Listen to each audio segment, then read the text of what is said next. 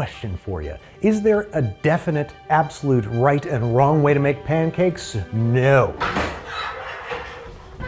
I almost would have been so cool. It's probably fine. So Steve, I got a question for you. Okay. Is there a definite right and wrong way to make pancakes? Yes? No. Now I want to clarify something. Nothing that I'm talking about today is a judgment on your pancake style. Do you like thin pancakes, thick pancakes? Do you like them big and round or little and square? I don't care. These are about finding and diagnosing technical issues that can affect the quality of your pancakes, no matter how you make them. So if you like thick, fluffy pancakes and you keep getting little thin ones, here's why that's happening. I'm not saying thin pancakes are wrong. I'm just saying, what am I saying? I'm not following. I'm saying that just thank God we live in this beautiful country. This episode is sponsored by Danish Creamery. When I knew I had to tackle a classic like pancakes for every way to screw up, I had to make sure I was using high quality butter. Melted butter in pancake batter adds flavor and helps them brown. With the help of Danish Creamery European style unsalted butter, we can create some breakfast in bed worthy pancakes. So let's start screwing up, learning from our mistakes, and enjoying some premium Danish Creamery butter while we do it. So one of the first places you can go wrong is using the wrong pan. I guess that's not the first place, it's more the last place. One of the last places you can go wrong is using the wrong pan. What kind of pan do you make a pancake in? It's right there in the name. Cake. Let's talk shapes first. There are round pans, there are square pans. I'm sure there's other shaped pans out there, but I haven't seen them. You're gonna be able to fit more round things inside of a square thing. Usually you can only get about 3 pretty small pancakes in a round fry pan, but you can do 4 solid macho pancakes in a square pan. So if you have a square anything, opt for that. You don't have to be a math-genius to figure that out. I'm certainly not. And I figured it out right here, just while talking to you. I failed geometry. Did you really? Yeah, I truly did. And Spanish. And Arabic. I took a semester of Arabic for some reason. I want to be a journalist.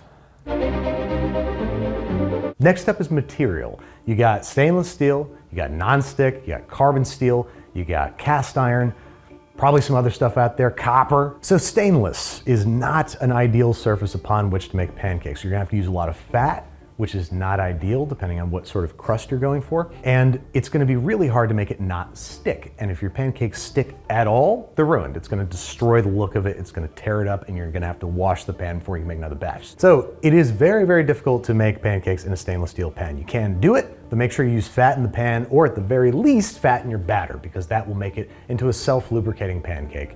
And that's not even a joke. That is literally what it becomes. It becomes a self-lubricating pancake. Time to try out cast iron. So cast iron is a very handsome option to make pancakes in. You gotta make sure you have a very well-seasoned cast iron pan, otherwise it could stick. Same thing with carbon steel. This one's really well-seasoned, so no butter, no fat in the pan, still lifts right off. Then of course the ideal surface to make pancakes on is non-stick. And if you make pancakes in non-stick, they're gonna do exactly what the name of the pan says. They're not going to stick. And as a result, they're gonna have a nice, even browning on the top of the pancake instead of a patchy or torn crust. Let's see what awaits beneath. It's perfect. If you don't use any fat in the pan, you won't get that first weird pancake. That's what causes the first weird pancake to be weird, is the fat in the pan. You don't need any fat in the pan, especially if you have fat in the batter and if you're using a non-stick pan. You don't need none. Save it for buttering at the end. Save it for finishing at the end. Save it for putting on top at the end. Looks like you're spanking it. This looks like spanking? How did you get spanked when you last night? Preheating is not only important for evenness, it's also important for browning. I have here a cold pan placed immediately over medium-high heat. What's gonna happen? So we got a pancake that we dropped into a cold pan. Its bubbles are starting to pop, which is an indicator that it's ready to flip. So what's waiting for us on the other side? Oh my. Oh boy, this is oh no. Oh boy. It's actually sticking a little bit to the non-stick pan, which is frankly a feat of will. Oh! It's whiter than my farmer's tan. Oh God, that's bad. That's bad. You see that? That's terrible. I gotta get some sun without a shirt on. So you gotta preheat the pan. You gotta do it.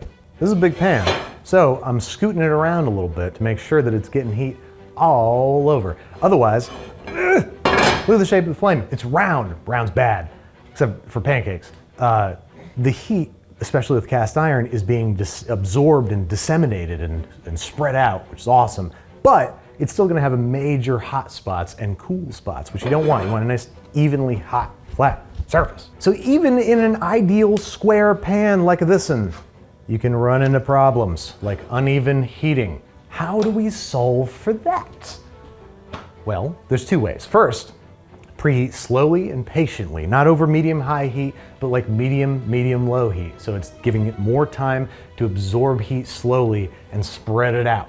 And keep the pan moving around to make sure that you get even coverage all over. But a much easier thing to do is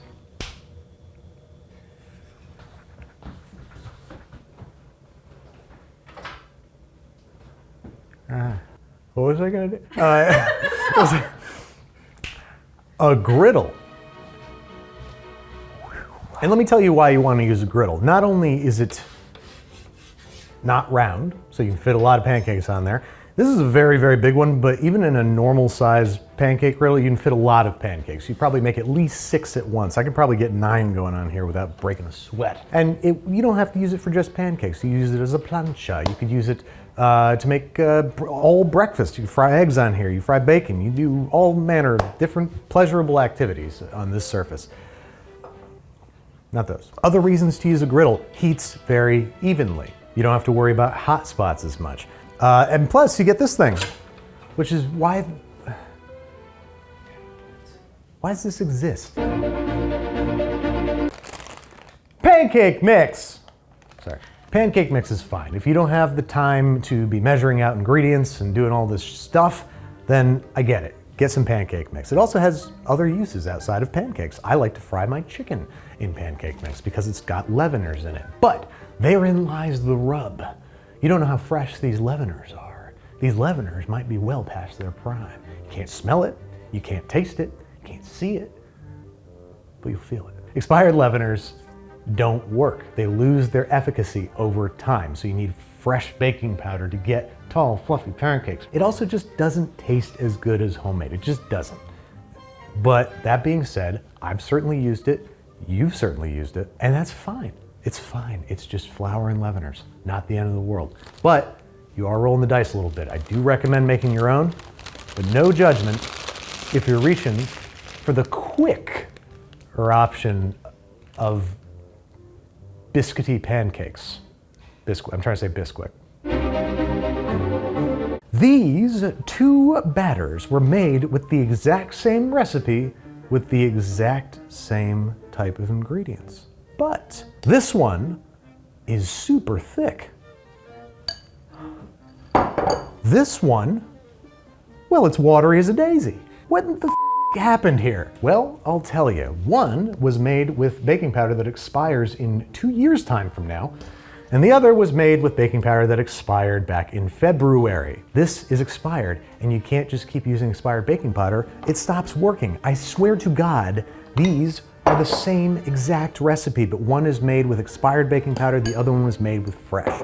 You gotta make sure your baking powder's not expired. Otherwise, your pancakes are gonna end up like this.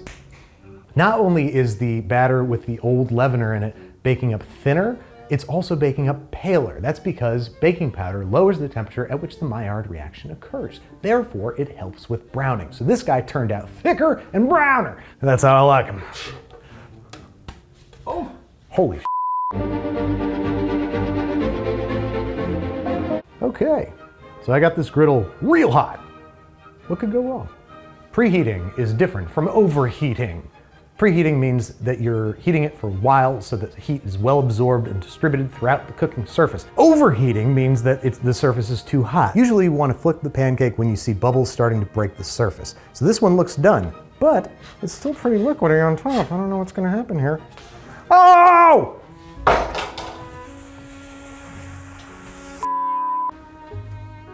Why do you do this to yourself? Why do you do it? Why do you do it? This is exactly what I wanted to have happen. That was all an act. Oh, geez, it's wet on the inside, like me. Oh, it's all battery. It's all batteries, like an electric car. It's all battery. It's because the griddle's too hot. If the griddle's too hot, when the pancake looks done on the outside, it might not be done on the inside. So, check yourself. Okay, it's Sunday morning. I'm your dad.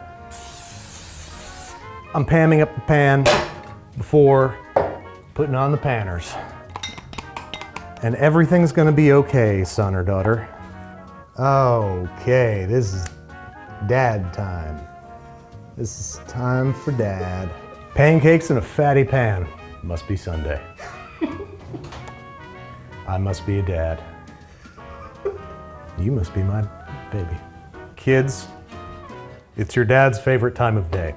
It's time to flip the first pancake. Oh, mercy. Where have I gone wrong? No, the line is, where have I gone wrong? Where have I gone wrong? So, what did we learn?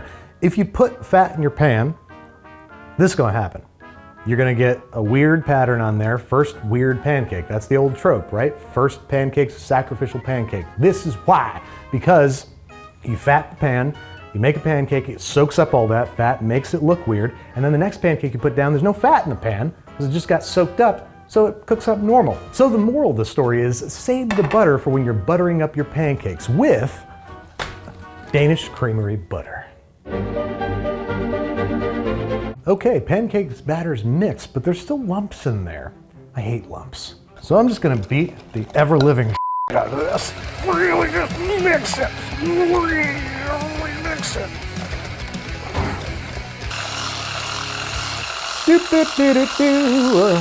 All right, so we had a little bit of fun earlier, but I was actually trying to prove a very important point. You don't want to overmix your batter.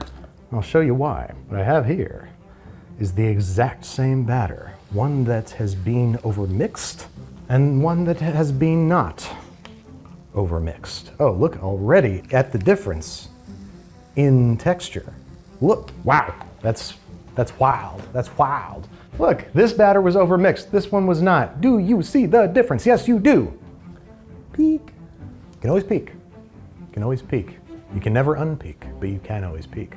So as you can see, overmixing batter has a pronounced, dramatic effect on your end result. Look at these two pancakes. They could not be more different. Just look at the difference. There is a difference. It's not as, but no, it's like at least twice as tall. It's huge. Also, there should be a dramatic difference in texture. But don't take my word for it. And actually, you kind of have to. Cut, cut. Big, fluffy, cakey, awesome pancake. Oh my God. Wow, Jesus. It's like cut through steak. Tough, way tougher. Thinner, denser, and kind of chewy almost. Look at the difference in the crumb. This is the same amount of batter in both of these pancakes, and this one's half as tall. What does that mean? It means that it's all gonna get compressed and dense and thick and nasty. This is big and open and fluffy, wide. That's a phantasmagoric pancake. That's wonderful. Here's a question. You got some leftover batter. I don't want all these pancakes right now. There's tomorrow to think about. So I'm gonna wrap them up, put it in the fridge. No big deal. Shouldn't be a problem. What's the worst that can happen? To demonstrate what happens when you let pancake batter sit around, we have some freshly made batter here that was rested for 30 minutes, which is the proper procedure. Then here, we have some pancake batter, same exact recipe that was allowed to sit for an evening inside of the fridge. And they're gonna be funny shapes. I did it on purpose. I wanted funny shapes, that's why they're funny. So as you can see, these are already behaving differently. This guy's spread out more, he's thinner, and that's because the leaveners aren't as active anymore. The leaveners have only a finite amount of leavening in them, and it's been expended. It goes away with time. Yeah, we've lost height. That's what we've lost, which means that we've gained density, which means that it's not gonna be as open and floofy as it would have been. I'm a busy mom, all right? I got kids themselves, not ready for school. I gotta get going here, all right? So I'm mixing the dry stuff into the wet stuff, and then as soon as that's done, I can put it on the griddle, right? Good. Okay, kids, okay. All right, kids, here goes the pancake batter, freshly mixed onto the griddle. That's how I like it. Don't need to wait, don't need to do anything. Just need to just go. Just put it on the grill, go. Ooh, interesting pockmarked pattern on the bottom of these. So if you mix up your pancake batter, put it straight on the griddle, this is the first issue you're gonna run into, a sort of pockmarked pattern on the top. If you let your batter rest, it's gonna look more like this. Where'd that come from? My pocket. It's my pocket pancake. Oh. I keep an example of a perfect pancake in my pocket at all times. Exact same batter as before, but now it's been given the opportunity to rest. Ooh. Oh, wow. Good news, folks. I think letting it rest even longer was a good thing. Look at how even that is. And how proud and tall and floofy it is. It's twice the height of these, twice! Yeah, so let that rest. Give it a break. Not overnight. Not overnight.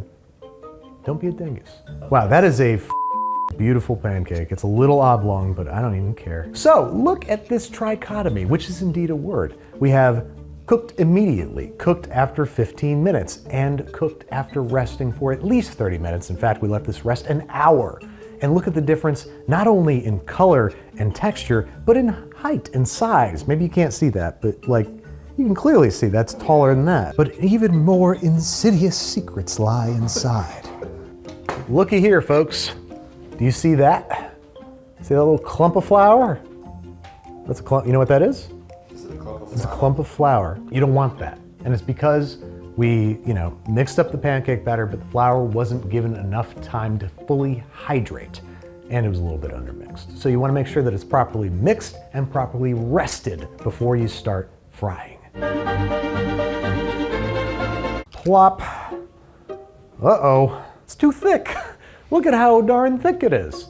It's too thick. This batter has too much flour. If your pancake batter is the consistency of a milkshake, this is what's gonna happen. You're gonna end up with a big old mound. If you use too much flour, not only is it gonna be too thick and too goopy, hard to get into a circle and raw in the middle, it's not gonna brown very quickly because you don't have as much baking powder, baking soda, sugar per flour as you would normally. Look at how raw it is in the center. Look how raw and untamed. So this pancake looks okay, but if you cut it in half, what's gonna happen? Well, I'll tell you. It's raw. It's raw. That's what he says, right? Ramson Gordy. So look, you like your pancakes sweet. I get it.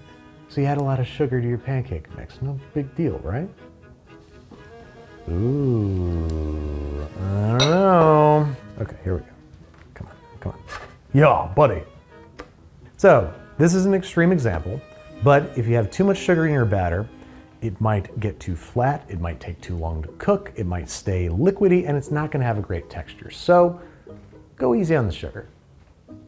Save your sugar for the maple syrup. All right, next up, what happens if you overdo the eggs? Well, it's gonna be yellowy, that's for darn tootin'.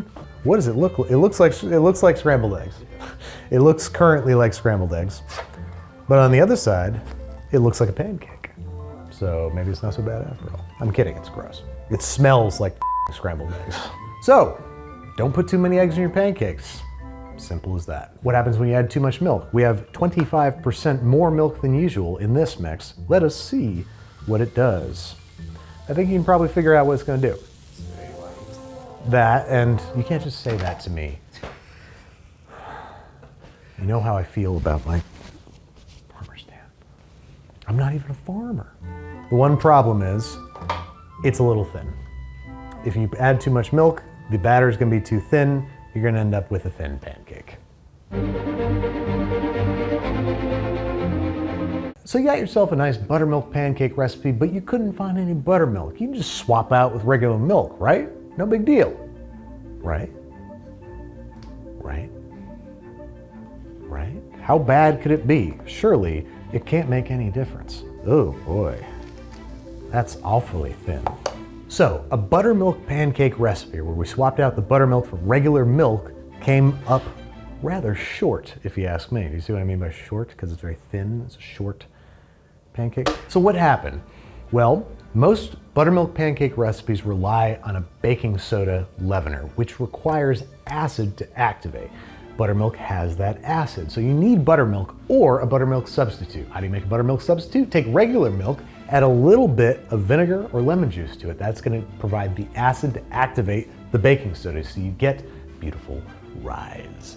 To make this like simpler, if you're doing a buttermilk pancake recipe, use buttermilk or milk with a little bit of vinegar or lemon juice in it. One sentence, no commas. So I got myself some pancake batter here, but it looks funny. There's all these chunky little globules in it.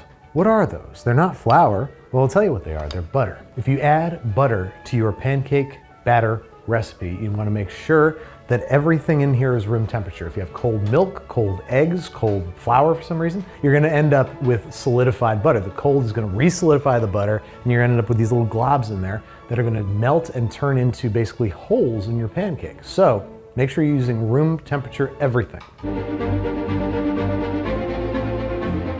So we've covered all the ways to make bad pancakes, but how do we make a good pancake? I hear you asking. First, we're mixing together the dry ingredients so that they're evenly distributed throughout the batter. So, 7 ounces of flour, 2 tablespoons of white sugar, 1.5 teaspoons of kosher salt, 2 teaspoons of baking powder, and 1/2 teaspoon of baking soda. Whisk together. Want to make sure that everything is evenly distributed. Don't want pockets of leavener or salt or any of that crap in higher concentrations in some parts than others. So make sure you are thoroughly combining these ingredients until they are utterly homogeneous. Whisk to combine. There's an easier way to say that. So not unlike a cake, in a pancake you combine the dry stuff and the wet stuff separately before combining. So in a separate bowl I have 2 cups of buttermilk. Again, if you don't have buttermilk, take some regular milk and add, for 2 cups I would add 2 tablespoons of either vinegar or lemon juice. I need a 1, 2, 3. That's probably a little more than 3, but that's okay. 3 tablespoons of Danish Creamery unsalted butter, which I'm going to melt. Be right back. 1 egg. Again, these are at room temperature because next I'm adding melted butter. And if this is cold, what happens? That's right, it solidifies. Danish Creamery to the rescue. I got my wets very thoroughly combined, no streaks of egg or butter or anything.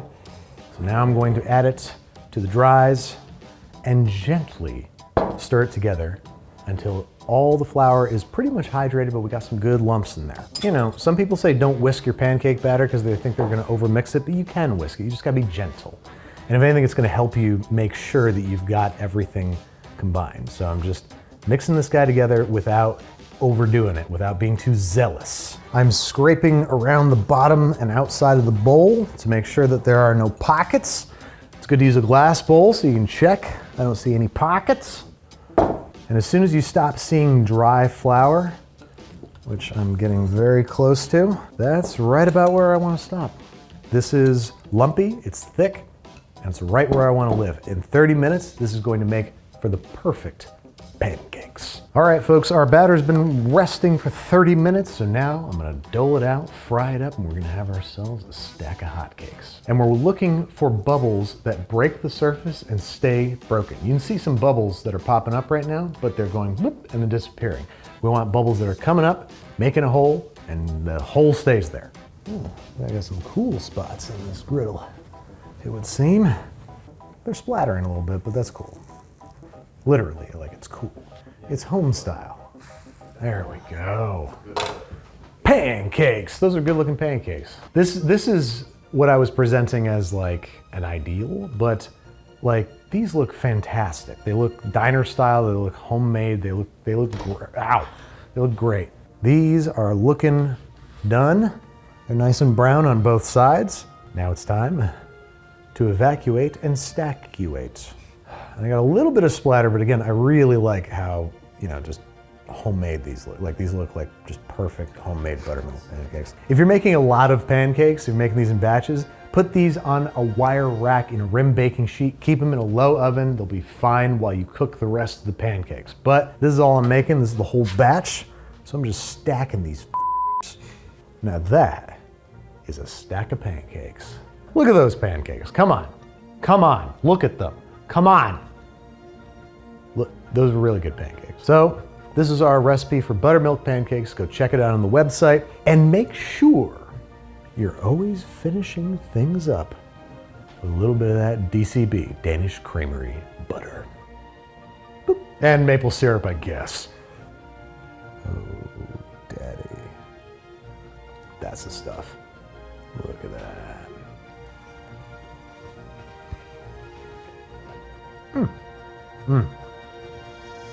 Oh, perfect. Look how, even with the syrup saturation, you see how light and fluffy those are? Those are some of the best pancakes I've ever had. Those are great. And they're made all the better by Danish Creamery butter, the sponsor of today's episode. Thank you very much, Danish Creamery. I hope you guys enjoyed this episode. I hope you learned a thing or two. I hope you had a little bit of fun, and I hope you try it for yourself. Dig in, y'all. Pancake dinner. Thanks again to our sponsor, Danish Creamery, for bringing you this episode of Every Way to Screw Up. If you're looking for a kitchen game changer, consider Danish Creamery butter on your next shopping trip.